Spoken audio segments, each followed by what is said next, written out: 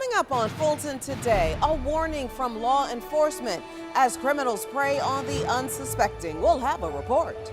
Fulton commissioners meet with the House delegation here at the Capitol to talk about some of the county's goals for 2017. I'm Priscilla Ortega, and I'll have a full report coming up.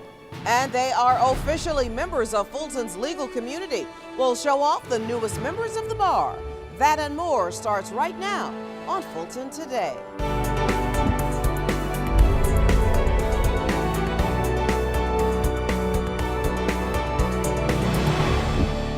Welcome to Fulton Today, everyone. As we near the final stretch of the holiday shopping season, Fulton's law enforcement agencies are reminding residents to know their surroundings. Now, this warning comes following a series of incidents from shopping plazas to gas stations.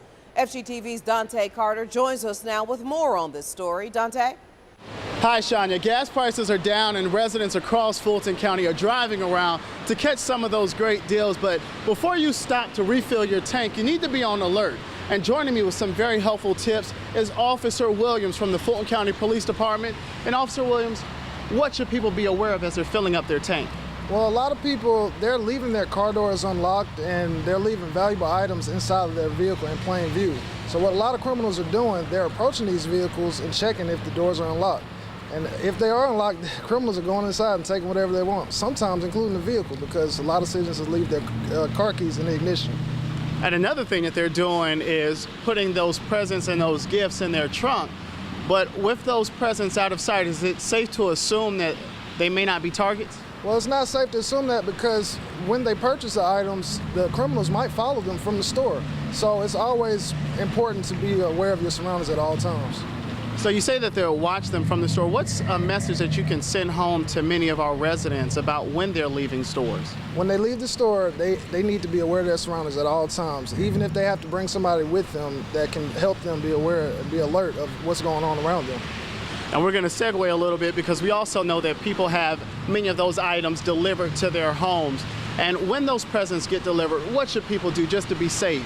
But when they're delivered to their home, if they're not going to be there, they need to make sure that somebody is at the residence to pick up those items. And if they can't have someone there, they need to have them delivered to the post office where a signature will be required. And we've heard time and time again that people become targets when they take the boxes from many of those gifts and they place them outside. What should people do to make sure that they stay off of many of these criminals' radars? Well, first off, don't leave any boxes outside of your residence because in essence you're advertising for somebody to come break into your house. So a lot of those boxes have serial numbers on them. We recommend that you save those boxes, put them in the attic, put them in storage, and save them. If you don't want to do that, then just shred them and get rid of them completely. But don't advertise that you have new items inside of your residence. And is there anything else you want to say this time of year with Christmas season, many of these people out shopping? What's the message you want to send home to our residents? We just want these residents to be safe, be aware of their surroundings at all times. Don't carry a whole bunch of money on you because people at this season, these criminals know that people are carrying more money on their person than they normally do out of the season. So if you're going to have money on you, don't put it in your wallet, put it in a safe pocket. Just be vigilant and be aware of your surroundings at all times. Make sure your houses are secure. Make sure that if you're out of town for the holiday, make sure your house appears to be lived in, that somebody's at home.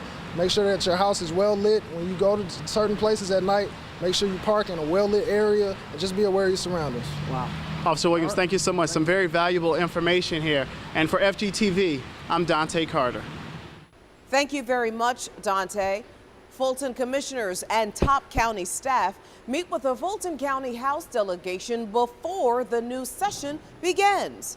FGTV's Priscilla Ortega joins us now with this story. While the start of the 2017 General Assembly is about a month away, state lawmakers met with county officials who gave them an update on their goals and initiatives for 2017. That's probably a good flyover of our agenda. The meeting among the county manager, the Board of Commissioners, and Fulton's House delegation was a chance to collaborate and garner support from the state. Well, our legislators, whether they're in the House or the Senate, they are our representatives in terms of state issues, and so the county is not as good as it can be unless we get some support from the state. The county spoke about a possible crisis intervention center, which would provide immediate help for residents with urgent mental health issues. Other topics included an update on upcoming library renovations, as well as a new operational model for Wolf Creek Amphitheater. Then the floor was open for questions about a variety of topics, including the transition of unincorporated South Fulton County into a city. It's always great to have some face time with these folks. I think the county's made a tremendous amount of progress with the state, with the relationship we have with the state, and it's not adversarial anymore, and each side's trying to help the other. I feel very confident that we have a strong working relationship with our delegation, and that we will have a successful legislative session this year as we work to improve the quality of life for our Fulton County residents. As the hour-long meeting wrapped up, the House delegation expressed interest in the county meeting again after the General Assembly starts to discuss in detail Fulton's legislative priorities, which include legislation about Fulton's purchasing code, Georgia's annexation law, Georgia's nuisance law related to property owners, Fulton's 911 system, homeowner protections, and a provider fee renewal for Medicaid providers. During the last session, several of Fulton's legislative priorities got the support they needed to pass. Now, the Georgia General Assembly's 2017 session will begin Monday, January 9th, and Fulton's legislative officers will be monitoring this year's priorities to see how they will fare. Reporting from the state capitol, I'm Priscilla Ortega for FGTV. All right, thank you very much, Priscilla. Meanwhile, Fulton Sheriff's Office starts the arduous reaccreditation process. Officials from the Commission on Accreditation for Law Enforcement Agencies, also known as CALEA, recently visited the agency for an on-site assessment. The voluntary process, which occurs every 3 years, is for agencies who desire to keep their accreditation status.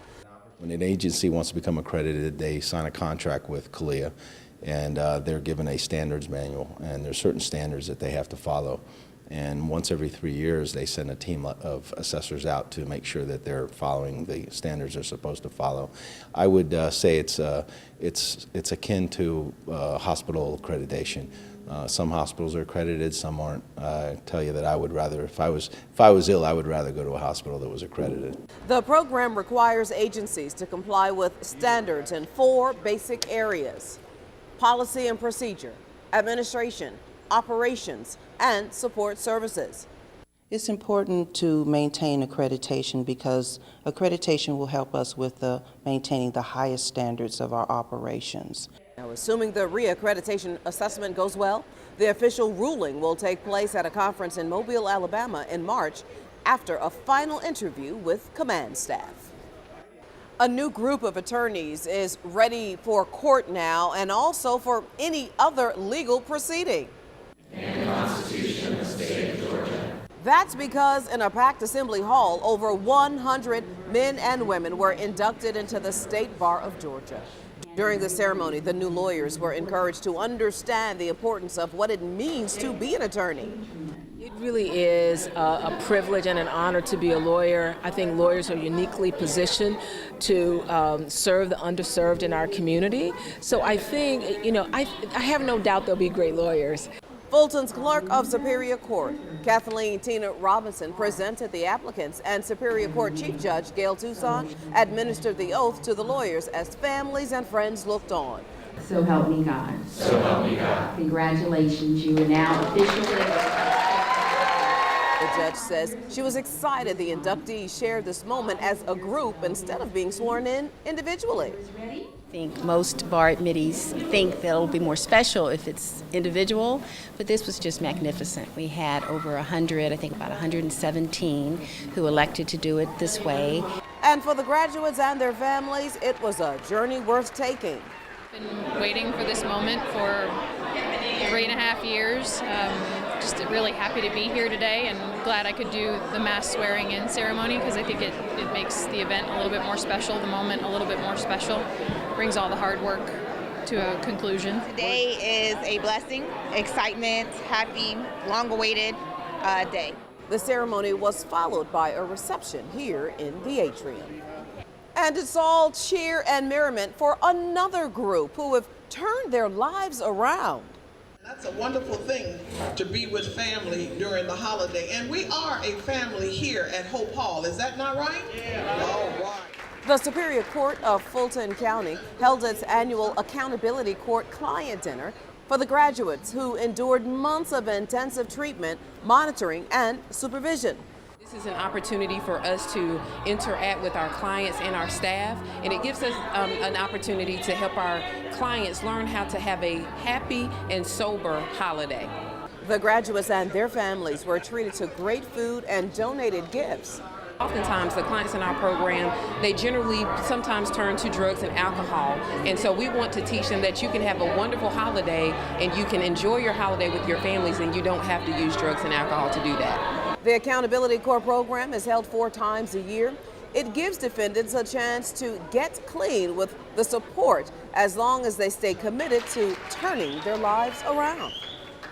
And still to come, so how will the city of South Fulton impact next year's county budget? Details in our district by district coverage next.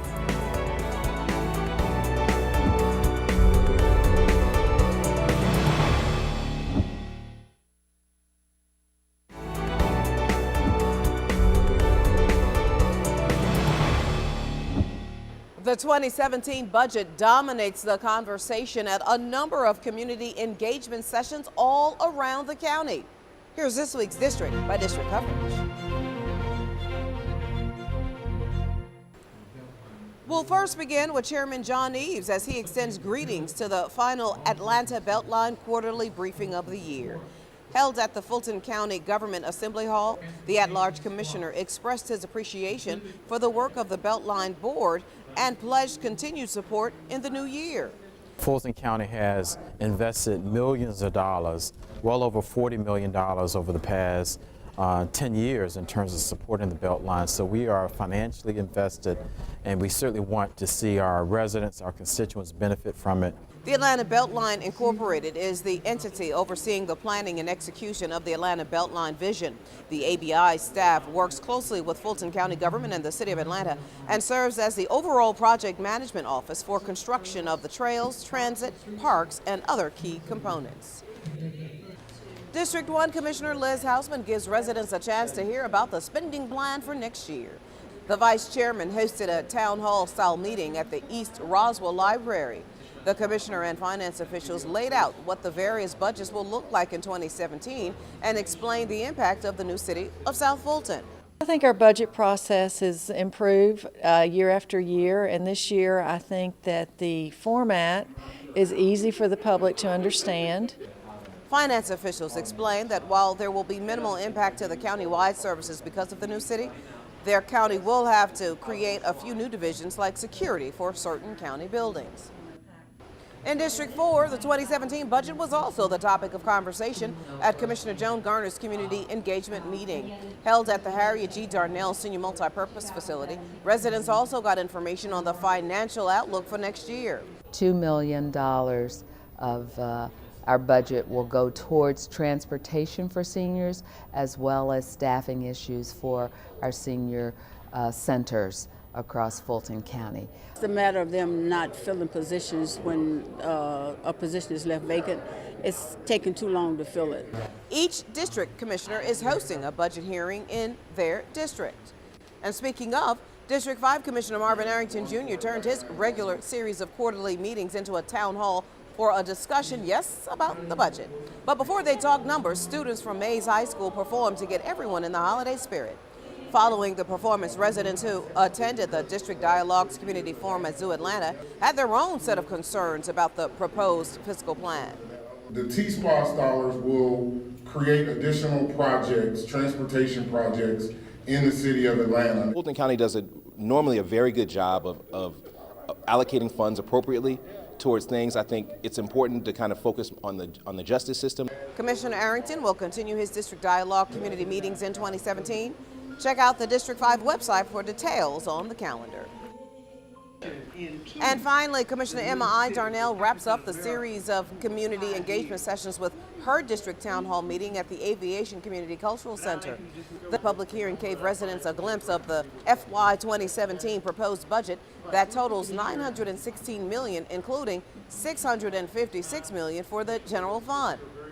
We want to thank everyone who came out tonight to share with us what they consider to be their priorities and what they'd like to see the government do with them to strengthen a community that's already very, very strong. Finance officials explained that the proposed budget takes in consideration a number of legislative actions and voter-approved changes. The legally required public hearing will be held on December 21st during the Board of Commissioners' recess meeting in Assembly Hall.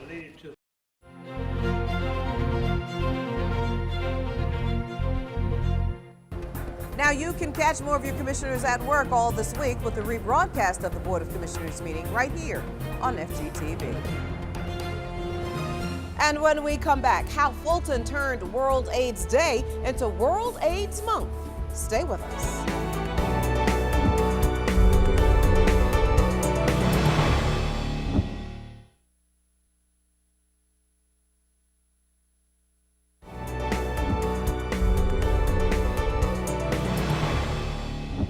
Well, every day, county health professionals teach about HIV prevention, but in recognition of World AIDS Day, that message was even louder and longer.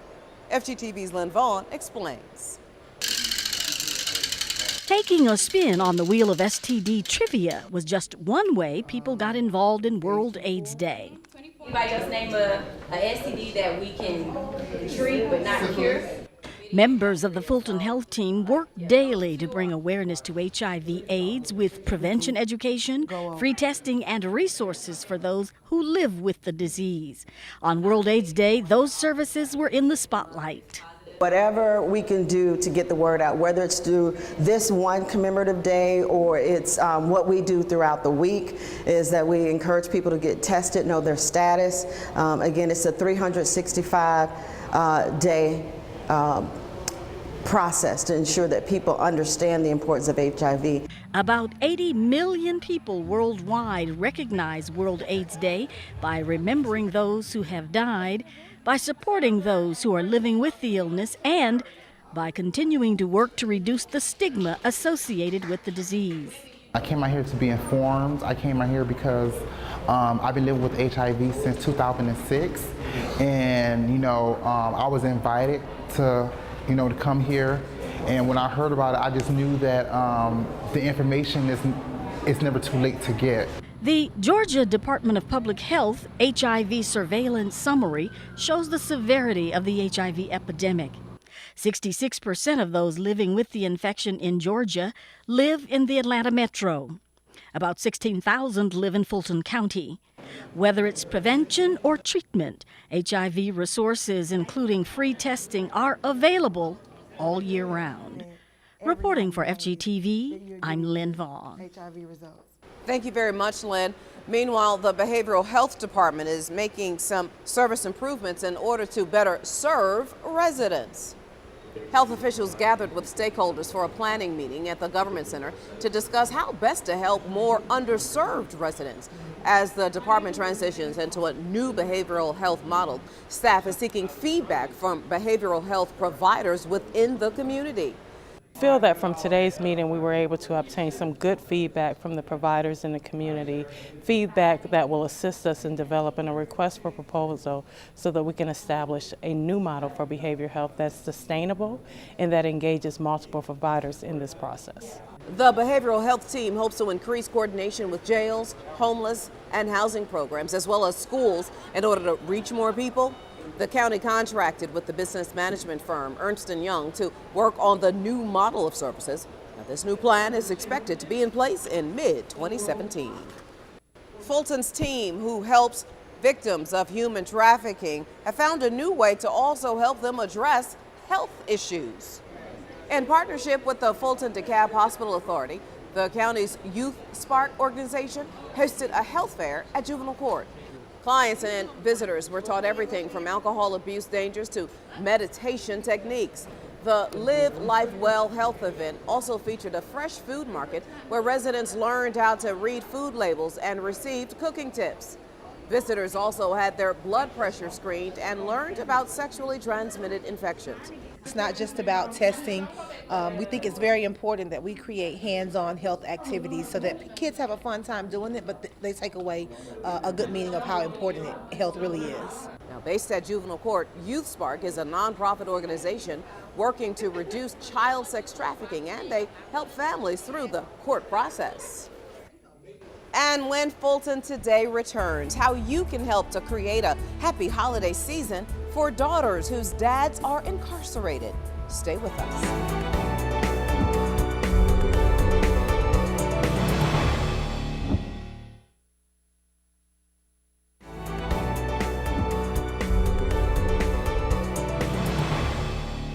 County seniors open up their own holiday gift shop with goods that they made by hand. Participants of the Harriet G. Darnell Multi-Purpose Facility showed off their clothing and jewelry and were looking for buyers.